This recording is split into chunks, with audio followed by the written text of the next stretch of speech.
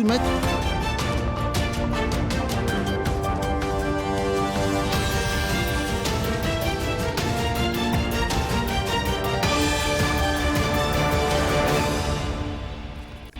Bonjour à toutes et à tous, heureux de vous retrouver pour cette nouvelle édition de votre journal de 15 heures. Voici les principaux faits.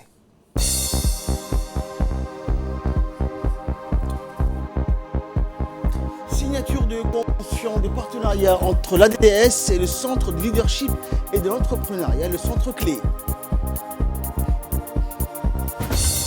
Et dans l'actualité internationale, la Cour pénale internationale de justice somme la Birmanie d'empêcher un génocide des Rohingyas. Bonjour à tous. Le président de l'Assemblée nationale, Mohamed Ali Ahmed, a reçu mercredi dernier dans son bureau une délégation de haut niveau des autorités de la région de Harar, conduite par le président de la région, Ordine Bedri. Outre le président de la région de Harar, la délégation éthiopienne était composée du président de l'Assemblée régionale de Harar, du maire de la ville de Harar, du directeur de développement urbain de la ville, sans oublier la présence de l'ambassadeur d'Éthiopie à Djibouti, Abdelaziz Mohamed, et qui a pris part à cette rencontre. Au menu des discussions entre le président de l'Assemblée nationale et ses hôtes du jour, l'état des relations d'amitié entre les deux pays et les deux peuples, ainsi que les voies et les moyens de les promouvoir et les développer davantage. La visite de la délégation conduite par le président Ordine Bedri auprès du chef de l'hémicycle intervient dans le cadre d'un déplacement de travail de 3 jours que cette délégation effectue à l'invitation du préfet de la région. En effet, cette visite intervient dans le cadre de la redynamisation des échanges d'expériences et de la consolidation des liens de jumelage entre les deux villes que sont Arta et Harar. Séjour fructueux, les membres de cette délégation éthiopienne de haut niveau ont pu s'enquérir de visu de nombreux projets à succès, notamment les infrastructures portuaires, la nouvelle zone franche, la voie ferrée électrique de la République de Djibouti. Et par la suite, cette même délégation a été reçue par le président de l'autorité des ports et des zones franches de Djibouti, Aboubakar Omar Hadi. Et la délégation a été reçue dans le bureau du président Hadi. La visite de la délégation, rappelons-le, intervient à l'occasion de sa signature du projet de jumelage entre la ville d'Arta et la région de Harar, qualifiée de 4e ville de l'islam, à une place particulière dans le cœur des Djiboutiens. Depuis 2006, la ville de Harar est classée donc au patrimoine mondial de l'UNESCO. Sous la présidence du député Kaltoum Farah Saïd, la commission de la législation et de l'administration générale s'est réunie hier dans une des salles de commission de l'Assemblée nationale en vue donc d'examiner le projet de loi numéro 74 portant création de l'autorité de régulation multisectorielle de Djibouti. Cette commission parlementaire s'est réunie avec la participation du secrétaire général du gouvernement par intérim et au terme des échanges, après un débat riche et instructif en vue de la création de cette entité nouvelle et indépendante créée par l'État, les commissaires ont émis un avis favorable pour transmettre ce présent projet de loi en séance plénière avec amendement. Une cérémonie de signature de convention de partenariat entre l'Agence djiboutienne de développement social et le Centre de leadership et de l'entrepreneuriat a été organisée à l'auditorium du centre hier. Étaient présents donc à cette cérémonie plusieurs membres du gouvernement, dont notamment la ministre des Affaires sociales et de Solidarité, Mona Ousmane, le ministre de l'économie et des finances, Iyad Moussa Dawale, le secrétaire d'État à la décentralisation ou encore le ministre de la communication, et également des corps diplomatiques et des responsables du système des Nations Unies et des jeunes entrepreneurs. Ce partenariat a pour objectif d'initier un des volets majeur du projet d'appui de l'entrepreneuriat des jeunes et des femmes, à savoir la formation des femmes et des jeunes à l'entrepreneuriat de base de niveau 1 à travers ce volet de son acronyme FORGE, la formation des jeunes à l'entrepreneuriat. Il est prévu de former 3000 jeunes à l'échelle nationale et financer 500 micro-entreprises, soit 1500 bénéficiaires pour un total de 200 millions de nos francs. Écoutons pour plus de précision les interventions du directeur général de l'ADDS et de la directrice du Centre Clé. On peut expliquer ici à tous les jeunes, je pense qu'il y a beaucoup de personnes et de jeunes qui ne connaissent pas ce que nous faisons ici au Clé. on reçoit des commentaires et des messages nous demandant si c'est une école, si c'est une université, c'est quoi l'incubation. Donc ici, on a 3 structures en fait principales. Même si notre cœur de métier est l'incubation est un mot qui a été inventé, mais c'est pour un peu accompagner et coacher les jeunes porteurs de projets. Pour aider ces jeunes qui vont sortir de l'incubation, on ne va pas quand même les lâcher dans la nature. On a un centre de coworking, un espace de coworking, pour qu'ils puissent au moins être stables, c'est-à-dire ils vont avoir un espace dans lequel ils peuvent travailler, où ils ne pourront pas payer l'électricité, l'énergie, l'internet, parce que c'est ça aujourd'hui qui freine un peu la croissance des jeunes entrepreneurs. Donc il y a cet espace-là qui est disponible. Et bien sûr, on veut préparer ces jeunes au métier de demain, comme on se disait tout à l'heure. Mais comment? Mais avec le centre d'innovation. Donc il y a un centre d'innovation qui est à leur disposition, qui couvre à peu près 6 secteurs. Et donc ça, c'est pour développer un peu les chaînes de valeur, c'est pour développer tout ce qui est produit et production. Nous sommes très très contents aujourd'hui de pouvoir signer cette convention avec ces centres d'excellence sur l'entrepreneuriat, qui nous permettra de continuer un peu notre mandat d'employabilité et d'entrepreneuriat de jeunes. Tous ces jeunes ont témoigné qu'il faut des fonds. Bien sûr, il faut des connaissances, mais il faut aussi des fonds. Et il faut vraiment que nous continuions dans ce cadre-là. Ils ont tous dit, 400 000, c'est rien du tout. Nous avons mis un mécanisme de connexion entre ces fonds et les CEPEC, que par ailleurs nous finançons. Et donc, ils ont des comptes à la CEPEC, qui sont des institutions financières, pour ceux qui ne connaissent pas. Et ce sont les CEPEC après qui prennent les relais.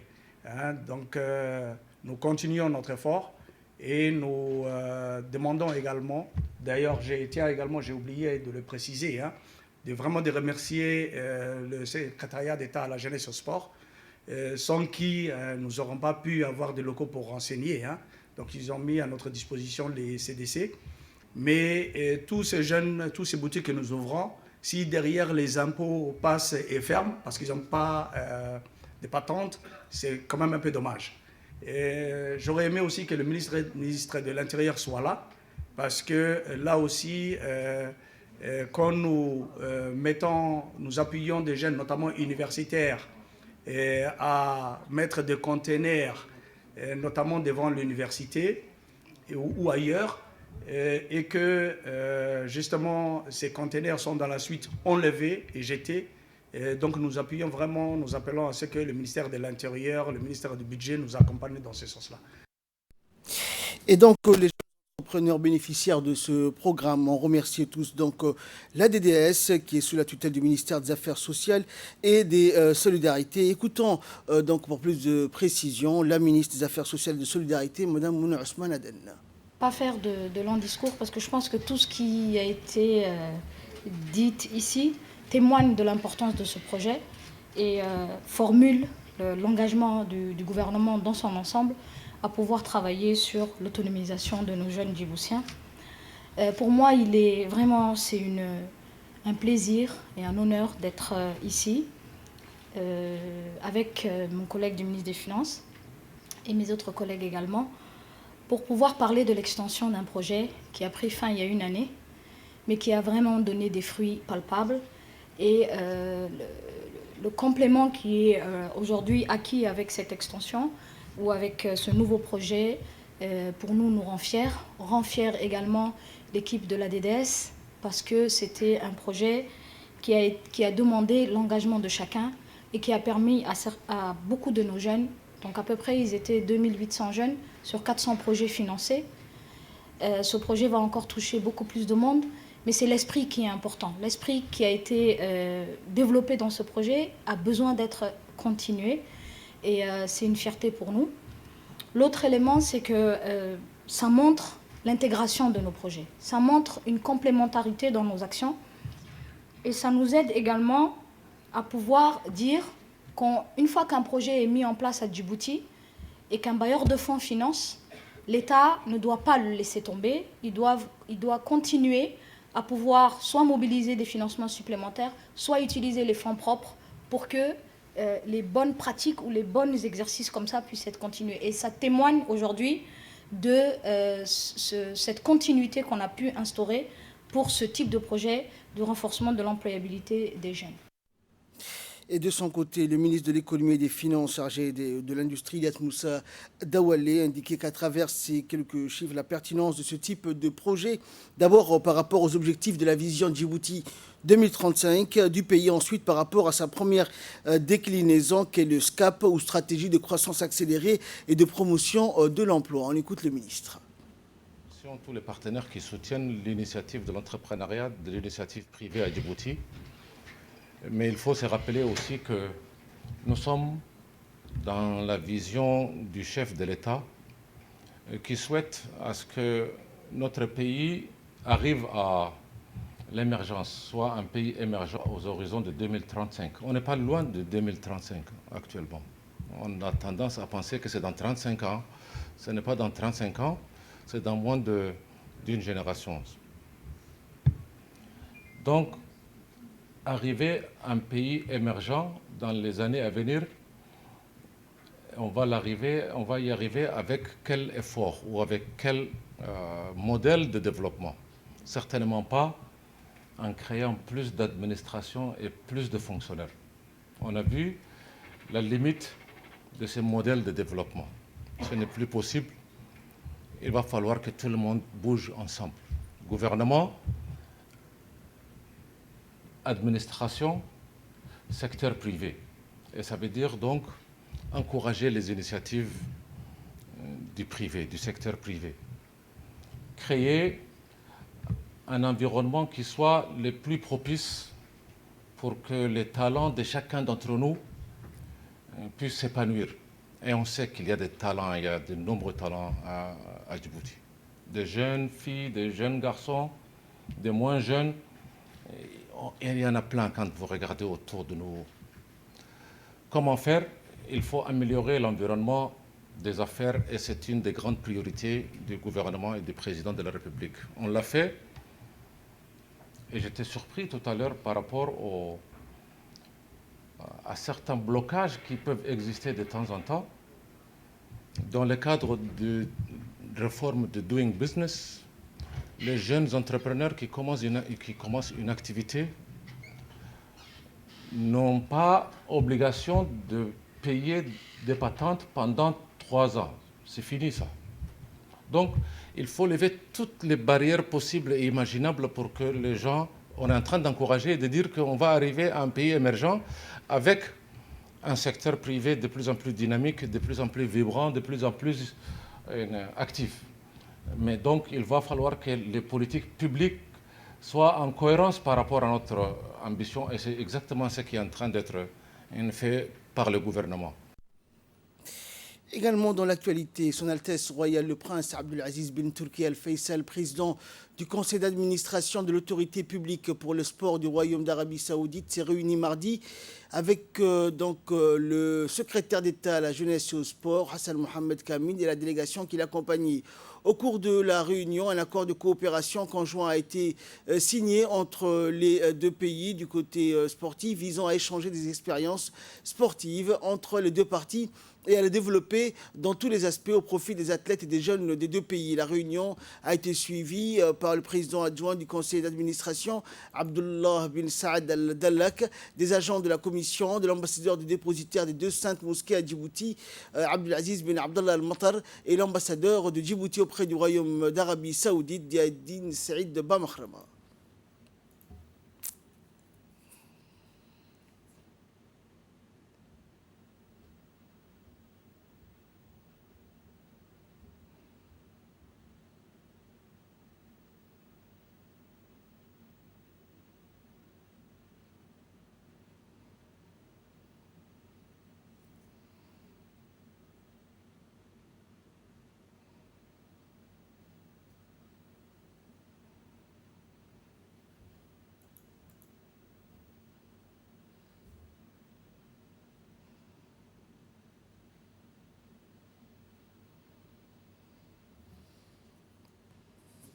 Et dans le cadre d'une tournée au niveau des différentes structures hospitalières du pays, la délégation turque conduite par le directeur général de l'Ouchas, Mehmet Ali, a été reçue par le directeur général de l'hôpital Pelletier, Zakaria Aouled, pour effectuer une visite des principaux départements et blocs qui existent dans cet hôpital de référence. Le directeur de l'organisme étatique turc s'est donc rendu dans les services des urgences, dans les blocs opératoires et les services d'imagerie médicale et de l'hôpital Pelletier qui dispose des moyens performants en matière de diagnostic, notamment un plateau technique moderne et d'équipements médicaux à la pointe de la technologie tels que l'IRM. Par la suite, la délégation turque s'est rendue à la centrale d'achat, la CAM, pour constater de visu le mode de fonctionnement ainsi que la capacité de stockage de cette entité qui est en charge de l'approvisionnement de médicaments et des matériels médicaux. Enfin, au terme de cette tournée, la délégation turque a été accueillie par le directeur général de l'hôpital Cheikho, Moussa Ibrahim Sougé, pour faire un tour d'horizon au niveau des différentes prestations et des spécialités qui composent l'hôpital Cheikho, se trouvant dans la commune de Balbala. Pour rappel, Djibouti a été le premier pays à avoir signé un protocole d'accord avec Ouchas International en août 2019. Cette coopération s'est d'ores et déjà matérialisée dans le domaine des évacuations sanitaires permettant aux patients djiboutiens de bénéficier de soins de qualité et à des coûts abordables. L'ouverture prochaine d'un bureau Ouchas à Djibouti avec tous les moyens de diagnostic et une éventuelle reprise par des opérateurs privés turcs d'un hôpital djiboutien dans les années à venir.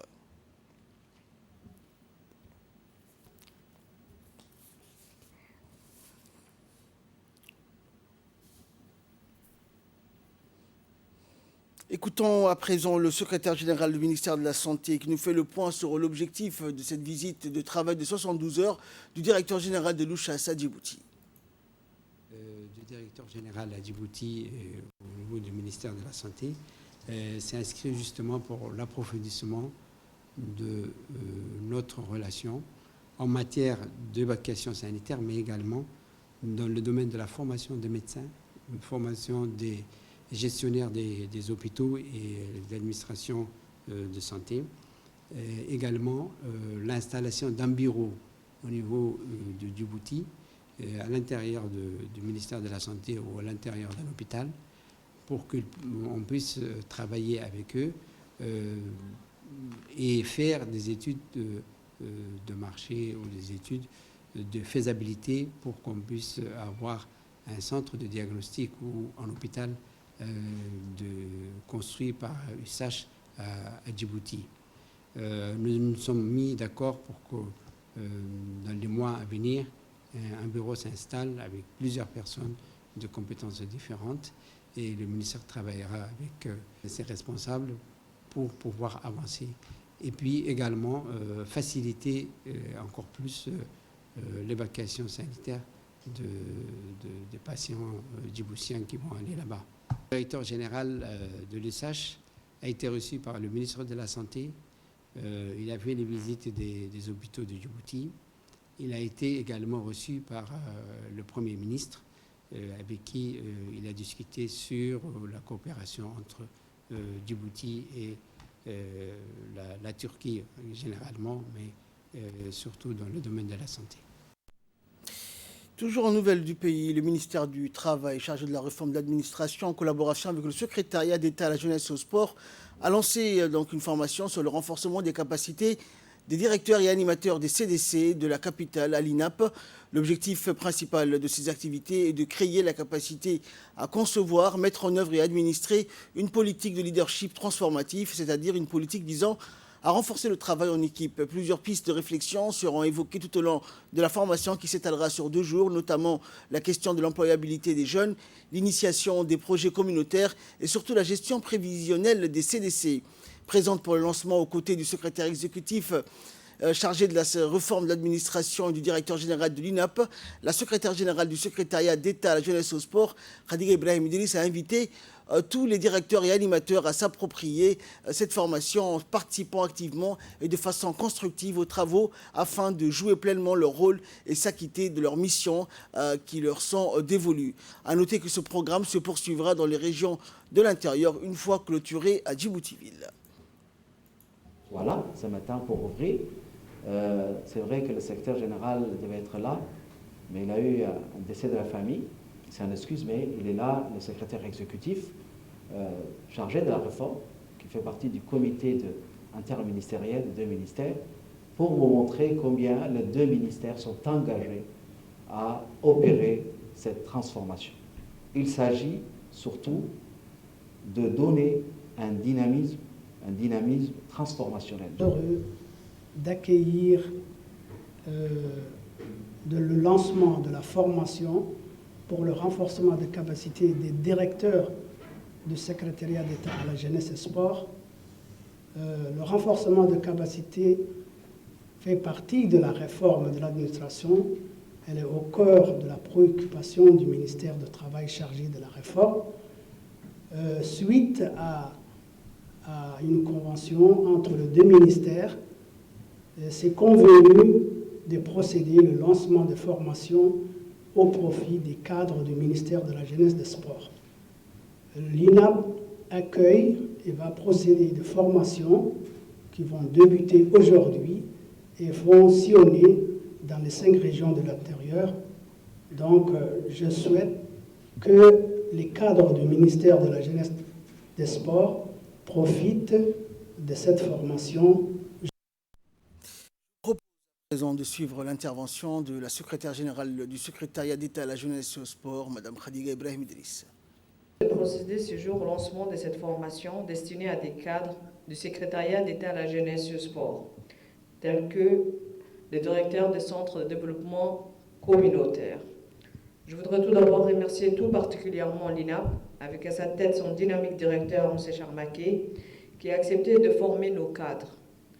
Mesdames et messieurs, la tenue de cette formation portant sur le renforcement des capacités intervient après une série de réunions de concertation menées précédemment avec les responsables du ministère du Travail chargés de la réforme de l'administration. Elle constitue la concrétisation de l'engagement pris par les 2 ministères et répond à un souhait que le département de la jeunesse et du sport a émis dans le cadre de la revalorisation du capital humain. Il s'agit de doter les directeurs, les animateurs des CDC de compétences sur la gestion administrative. Cette formation qui débute aujourd'hui sera suivie dans les régions de l'intérieur au cours du mois de janvier-février. Mes chers collègues, je voudrais vous inviter à vous approprier de cette formation en participant activement et de façon constructive aux travaux de cette formation afin de jouer pleinement votre rôle et s'acquitter sur les missions qui vous sont dévolues. Avant de terminer mon propos, je voudrais renouveler le témoignage de notre infinie gratitude au ministère du Travail qui a accepté mais aussi de permis de réaliser nos souhaits en concrétisant cette formation ô combien important pour nos cadres. Monsieur le secrétaire exécutif, cette formation sera suivie sans doute par d'autres formations qui vont porter sur d'autres thématiques liées à la jeunesse après évaluation des besoins qui seront faits au département jeunesse et sport. Chers participants, cette formation vous donnera les outils nécessaires en vue de mener efficacement vos actions quotidiennes. En souhaitant plein succès à ces travaux, je vous remercie de votre aimable attention. Également dans l'actualité, l'équipe du secrétariat d'État à la décentralisation s'est rendue dans la région d'Ali Sabié du 19 au 23 janvier pour y effectuer une mission centrée sur le fait d'état civil. Cette mission avait pour objectif de réaliser 2 grandes activités, l'une portant sur la sensibilisation et l'autre sur la formation des agents des services de l'état civil. L'activité de sensibilisation s'est déroulée sur 3 journées et a ciblé les communautés rurales des villages de Assamou, d'Asbio et Godao. Le principal message diffusé lors de cette phase de sensibilisation concernait l'obligation des parents à enregistrer les naissances de leurs enfants. Et quant à la séance de formation, elle a été dispensée au profit des agents de service de l'état civil d'Ali Sabié et à ceux des sous-préfectures de Holhol et de Ali Adé. Les 3 localités, l'équipe du secrétariat d'État chargée de la décentralisation a sensibilisé la population au niveau de ces localités et c'était des localités où s'est posé des problèmes d'enregistrement des naissances et notre mission c'était de parvenir à trouver une solution à ces problèmes d'enregistrement des naissances. Ensuite, à cette activité de sensibilisation commence aujourd'hui une activité de formation qui va se dérouler sur 2 journées, aujourd'hui et demain. Et l'objectif de cette formation, c'est améliorer les services rendus aux citoyens, les services rendus aux usagers de l'état civil. Et de leur côté, donc, les autorités de la région d'Ali Sabieh, notamment le préfet Moussa Migane et le président du conseil régional, Omar Ahmed Ouaïs, ont tour à tour rappelé donc que l'objectif de la formation était d'améliorer les services rendus aux citoyens, particulièrement aux usagers des services de l'état civil. Nous les écoutons. Aujourd'hui, donc, pour une formation qui pour moi est très importante, puisqu'elle s'inscrit dans le cadre du renforcement des capacités des agents du service de la population. Il faut savoir que la formation continue d'abord est très importante. Si on ne progresse pas, bien sûr, on va régresser. Il faut savoir aussi que vous êtes au contact de la population. Donc, il faudra être sûr du rôle et des missions qui vous sont désignées. Je crois que cette formation comprend combien 10 modules. 10 modules de formation. Donc, et à la fin de ces 10 modules, j'espère que nous aurons des agents chevronnés et qui rempliront bien sûr les rôles que nous attendons, surtout la population envers nous.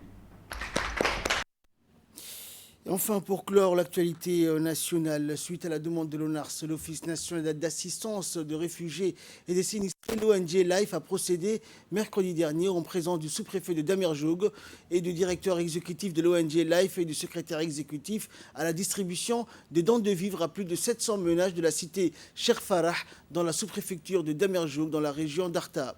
Plus de 700 familles ont pu bénéficier de ces vivres qui sont composés de denrées alimentaires principalement. Les bénéficiaires n'ont pas manqué de saluer le geste de solidarité et en remercier les généreux donateurs. Et là, nous passons à l'actualité internationale. La Cour internationale de justice semble à Birmanie d'empêcher un génocide des Rohingyas. La Birmanie donc, est sommée par la Cour internationale de justice de prendre toutes les mesures en son pouvoir pour empêcher un éventuel génocide à l'encontre des Rohingyas. C'est la première fois que la Cour de la Haye se prononce sur ce dossier. Le juge-président Abdulqawi Ahmed Youssouf a précisé la décision de la Cour.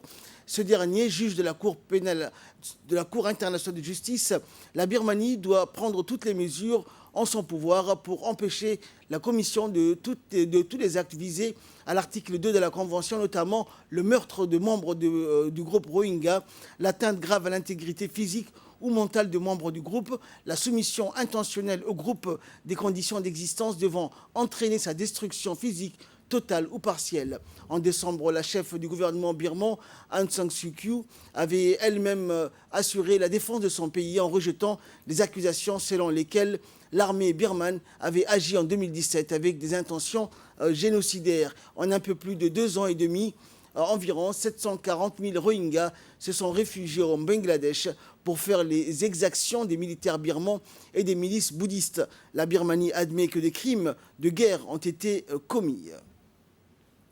C'est la fin de cette édition. Merci à vous de l'avoir suivi. Excellent après-midi sur Télé Djibouti.